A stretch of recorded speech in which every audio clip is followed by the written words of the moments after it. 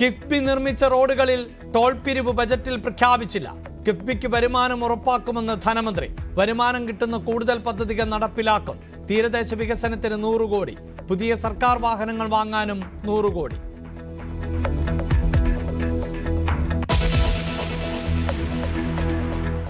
സ്വന്തം നാടിന് വാരിക്കോരി നൽകി KN ബാലഗോപാൽ. കൊല്ലത്തും കൊട്ടാരക്കരയിലും IT പാർക്കുകൾ.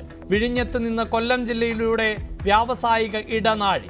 തെക്കൻ കേരളത്തിലെ കപ്പൽശാല പദ്ധതിയും കൊല്ലം ലക്ഷ്യമിട്ട്. മറീന ടൂറിസത്തിനായി 5 കോടി. ശാസ്താംകോട്ടയിൽ ടൂറിസത്തിന് 1 കോടി.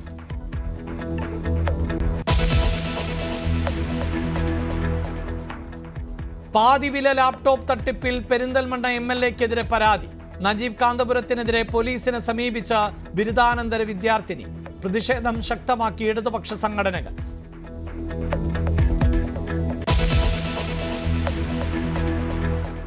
കലൂർ സ്റ്റേഡിയത്തിലെ സ്ലീമർ പൊട്ടിത്തെറിയിൽ പോലീസ് കേസെടുത്തു. മരിച്ച സുമിത്തിന്റെ മൃതദേഹം നാട്ടിലേക്ക് കൊണ്ടുപോകും. പരിക്കേറ്റയാളുടെ നില ഗുരുതരമായി തുടരുന്നു. സുരക്ഷാ ഫോറൻസിക് പരിശോധനകൾ തുടരുന്നു.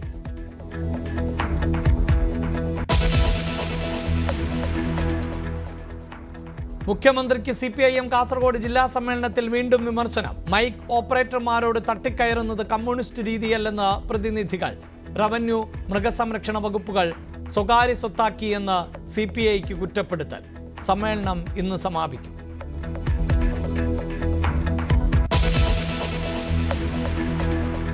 വാളയാറിൽ മൂത്ത കുട്ടി മരിച്ച ശേഷവും രണ്ടാമത്തെ കുട്ടിയെ പീഡിപ്പിക്കാൻ മാതാപിതാക്കൾ കൂട്ടുനിന്നുവെന്ന CBI.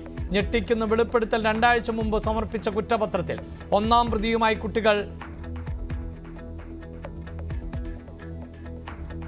കുട്ടികൾ കാണെ അമ്മ ലൈംഗിക ബന്ധത്തിലേർപ്പെട്ടു. പ്രതികൾക്ക് വീട്ടിൽ മദ്യസൽക്കാരം നടത്തിയിട്ടുണ്ട് എന്നും CBI.